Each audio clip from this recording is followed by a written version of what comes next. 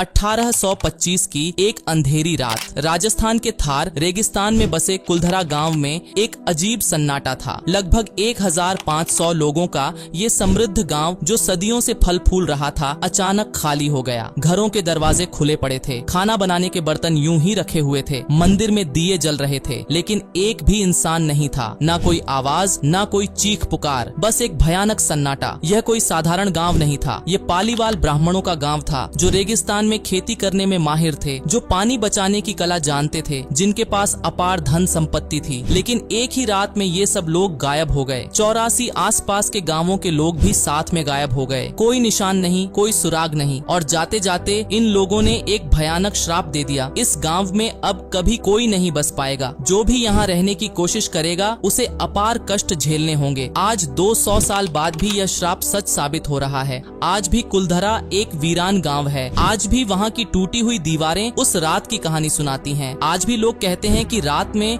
वहाँ अजीब आवाजें आती हैं, परछाइयाँ दिखती हैं। तो आखिर क्या हुआ था उस रात? क्यों छोड़ दिया 1500 लोगों ने अपना घर बार? क्या वाकई में कोई श्राप है या फिर कुछ और सच्चाई है? आइए जानते हैं कुलधरा गांव की पूरी कहानी। Chapter 1, the prosperous village 13th century, यानी साल 1291। पाली शहर से कुछ ब्राह्मण परिवार पलायन करके जैसलमेर के पास आए। इन लोगों को पालीवाल ब्राह्मण कहा जाता था क्योंकि ये पाली शहर से आए थे। इन्होंने थार रेगिस्तान के बीच में एक छोटे से गांव की नींव रखी जिसका नाम रखा गया कुलधरा। इस गांव की स्थापना कढ़ान नाम के एक ब्राह्मण ने की थी, जिसके नाम पर इसे कटधरा या कुलधरा कहा जाने लगा। कढ़ान ने सबसे पहले एक तालाब खोदा जिसका नाम उदनसर रखा गया। रेगिस्तान में पानी की कमी थी, लेकिन पालीवाल ब्राह्मणों को पानी बचाने की अद्भुत तकनीक आती थी। इन लोगों ने बावड़ियां बनाई, कुंड बनाए, छोटे छोटे जलाशय बनाए। पानी की हर एक बूंद को संभाल कर रखा जाता था और इसी वजह से रेगिस्तान में भी ये लोग खेती करने लगे। गेहूं, बाजरा, सब्जियां सब कुछ उगाने लगे। कुलधरा धीरे धीरे एक समृद्ध गांव बन गया। करीब 861 मीटर लंबा और 261 मीटर चौड़ा यह गांव उत्तर दक्षिण दिशा में फैला हुआ था। गांव के बीच में एक माँ देवी का मंदिर था। 3 बड़ी सड़कें थीं, जिन्हें कई छोटी छोटी गलियां काटती थीं। गांव के उत्तर और दक्षिण की तरफ दीवारें थीं, जो सुरक्षा के लिए बनाई गई थीं। गांव के पूर्व की तरफ काकनी नदी का सूखा हुआ हिस्सा था और पश्चिम की तरफ घरों की पिछली दीवारें थीं, जो सुरक्षा प्रदान करती थीं। गांव की बनावट बहुत व्यवस्थित थी। हर घर मजबूत ईंटों और मिट्टी से बना था। घरों में आंगन थे, छतें थीं। पालीवाल ब्राह्मण बहुत मेहनती थे। ये लोग खेती के अलावा व्यापार भी करते थे। कुछ लोग बैंकर थे, कुछ लोग व्यापारी थे। गांव में लगभग 400 घर थे और 17वीं 18वीं सदी में यहाँ करीब 1588 लोग रहते थे।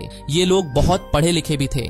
विष्णु भगवान के भक्त थे। गांव के आसपास 84 और छोटे गांव थे जहां भी पालीवाल ब्राह्मण रहते थे। सभी गांव आपस में जुड़े हुए थे। सभी में एक दूसरे की मदद की भावना थी।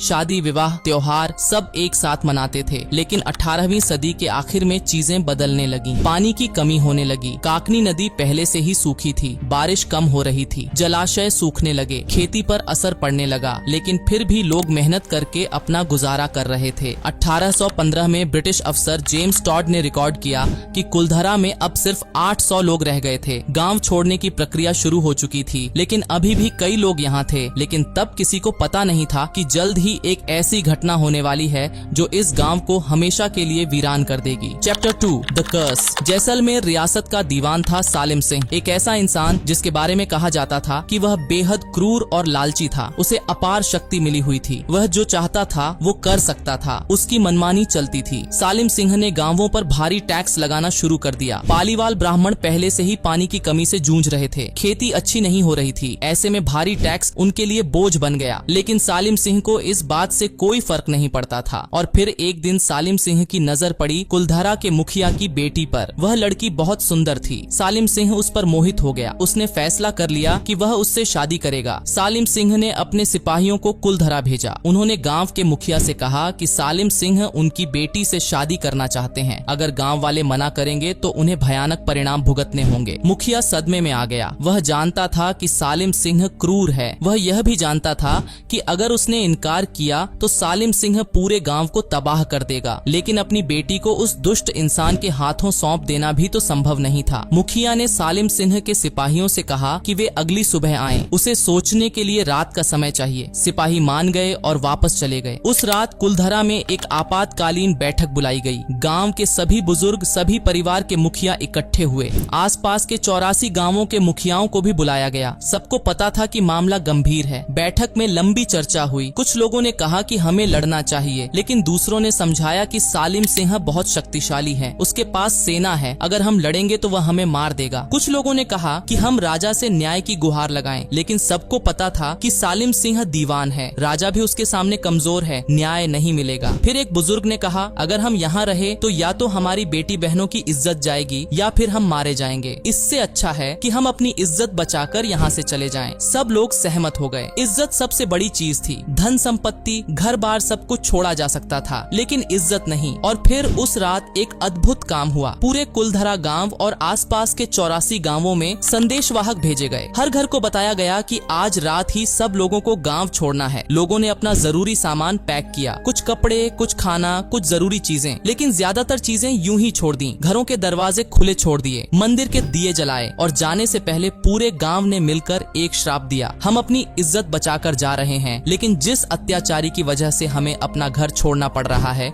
उसे कभी चैन नहीं मिलेगा, और यह गांव जो हमारे पुरखों ने बनाया है यहाँ अब कभी कोई नहीं बस पाएगा। जो भी यहाँ बसने की कोशिश करेगा उसे भयानक परिणाम भुगतने होंगे। और फिर उस अंधेरी रात में करीब 1500 लोग चुपचाप गांव से निकल गए। कोई रोया नहीं, कोई चिल्लाया नहीं, बस मौन रहकर अपना गांव छोड़ दिया। किसी को पता नहीं कि ये लोग कहाँ गए। कुछ कहते हैं कि ये लोग राजस्थान के दूसरे हिस्सों में जाकर बस गए, कुछ कहते हैं कि ये सिंध की तरफ चले गए। अगली सुबह जब सालिम सिंह के सिपाही आए तो वे हैरान रह गए। पूरा गांव खाली था, एक भी इंसान नहीं। घरों के दरवाजे खुले थे लेकिन अंदर कोई नहीं था। मंदिर में दिए जल रहे थे लेकिन पुजारी नहीं था। सालिम सिंह गुस्से से पागल हो गया। उसने अपने सिपाहियों को इन लोगों को ढूंढने का आदेश दिया, लेकिन कोई पता नहीं चला। 1500 लोग यूं ही गायब हो गए थे और उस दिन से कुलधरा एक वीरान गांव बन गया। Chapter 3 the हैंटिंग। 1825 के बाद से 200 साल बीत गए हैं, लेकिन आज भी कुलधरा वीरान है। 1890 में जब जनगणना हुई तो सिर्फ 37 लोग यहाँ मिले, वे भी जल्द ही चले गए। कई लोगों ने कुलधरा में बसने की कोशिश की, लेकिन सब नाकाम रहे। लोग कहते हैं कि जो भी यहाँ रहने की कोशिश करता है उसके साथ अजीब घटनाएं होने लगती हैं। रात में अजीब आवाजें आती हैं, जैसे कोई फुसफुसा रहा हो, जैसे कोई रो रहा हो। दरवाजे अपने आप खुल जाते हैं और बंद हो जाते हैं। परछाइयां दिखती हैं। ठंडी हवा का झोंका आता है जब हवा नहीं चल रही होती। कुछ लोग कहते हैं कि उन्हें लगता है कि कोई उन्हें देख रहा है, कोई उनके पीछे चल रहा है, लेकिन जब वे पीछे मुड़कर देखते हैं तो वहाँ कोई नहीं होता। 2010 के दशक में इंडियन पैरानॉर्मल सोसाइटी की एक टीम कुलधरा आई। उनके लीडर गौरव तिवारी ने 18 लोगों की टीम के साथ पूरी रात कुलधरा में बिताने का फैसला किया। उन्होंने इलेक्ट्रॉनिक उपकरण लाए थे जो असामान्य गतिविधियों को पकड़ सकते थे। उस रात उन्होंने दावा किया कि उन्हें कई अजीब चीजें अनुभव हुई। उन्होंने कहा कि उन्हें आवाजें सुनाई दी, परछाइयां दिखीं, उनकी गाड़ियों पर बच्चों के हाथों के निशान मिले, इलेक्ट्रोमैग्नेटिक फील्ड में असामान्य बदलाव आए, तापमान में अचानक गिरावट आई। उन्होंने कहा कि कई बार उन्हें लगा कि कोई उनके कंधे पर थपथपा रहा है, लेकिन जब वे पीछे मुड़े तो वहाँ कोई नहीं था। उन्होंने कहा कि कुछ आत्माओं ने अपने नाम भी बताए। बहुत से पर्यटक जो कुलधरा गए हैं वे भी अजीब अनुभवों की बात करते हैं। कुछ कहते हैं कि उन्हें वहाँ डर लगा, जैसे कोई उन्हें देख रहा हो। कुछ कहते हैं कि उन्हें अजीब आवाजें सुनाई दी, लेकिन दूसरी तरफ बहुत से लोग हैं जो कहते हैं कि उन्हें कुछ भी अजीब नहीं लगा। वे कहते हैं कि ये सब काल्पनिक कहानियां हैं जो पर्यटकों को आकर्षित करने के लिए बनाई गई हैं। वैज्ञानिकों का कहना है कि कुलधरा के वीरान होने के पीछे कुछ तार्किक कारण हैं। पहला कारण है पानी की कमी। 19वीं सदी की शुरुआत में इस इलाके में भयंकर सूखा पड़ा था। काकनी नदी पूरी तरह सूख गई थी, जलाशय खाली हो गए थे, खेती नहीं हो पा रही थी। दूसरा कारण है भारी टैक्स। सालिम सिंह ने वाकई में भारी टैक्स लगाए थे। पानी की कमी की वजह से खेती पहले से खराब थी और ऊपर से भारी टैक्स, लोगों के लिए गुजारा करना मुश्किल हो गया था। तीसरा कारण है संभावित भूकंप। कुछ वैज्ञानिकों का मानना है कि उस इलाके में एक भूकंप आया था जिसकी वजह से इमारतें क्षतिग्रस्त हो गईं। इसलिए लोगों ने धीरे धीरे गांव छोड़ना शुरू कर दिया। ब्रिटिश रिकॉर्ड्स बताते हैं कि कुलधरा एक रात में वीरान नहीं हुआ, बल्कि धीरे धीरे लोग गांव छोड़ रहे थे। 1815 में 800 लोग थे, 1890 में सिर्फ 37 लोग बचे थे। यानी यह एक धीमी प्रक्रिया थी, लेकिन फिर भी स्थानीय लोग सालिम सिंह की कहानी पर विश्वास करते हैं। वे कहते हैं कि भले ही गांव धीरे धीरे खाली हुआ हो, लेकिन श्राप असली है, इसलिए आज तक कोई यहाँ नहीं बस पाया। आज कुलधरा एक संरक्षित स्मारक है। आर्कियोलॉजिकल सर्वे ऑफ इंडिया और राजस्थान की स्टेट आर्कियोलॉजी डिपार्टमेंट इसकी देखभाल करते हैं। 2015 में राजस्थान सरकार ने कुलधरा को एक पर्यटन स्थल के रूप में विकसित करने का फैसला किया। आज यहाँ रोज सैकड़ों पर्यटक आते हैं। वे टूटी हुई दीवारों के बीच घूमते हैं, पुराने मंदिर को देखते हैं, खाली घरों में जाते हैं, फोटो खींचते हैं और उस रात की कल्पना करते हैं जब 1500 लोग चुपचाप अपना घर छोड़कर चले गए थे। तो यह थी कुलधरा का रहस्य। राजस्थान के थार रेगिस्तान में बसा एक ऐसा गांव